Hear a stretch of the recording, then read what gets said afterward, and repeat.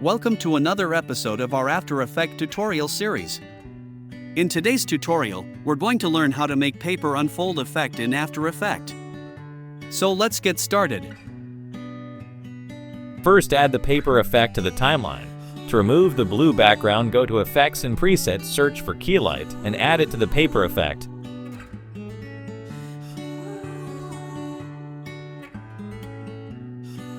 Then, in Effects, select the eyedropper tool next to the screen color, and then click on the background color to remove it.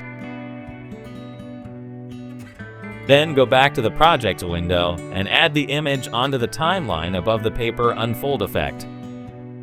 Then adjust the size and position of the image to make sure it's inside of the green screen.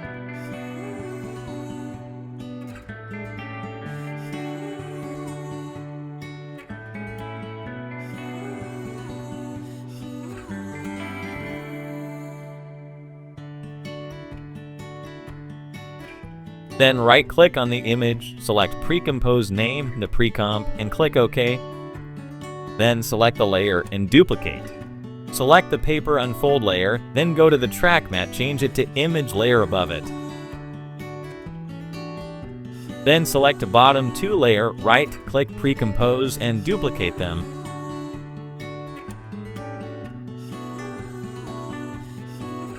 Then drag the top layer to the bottom and set its track mat to the layer above it.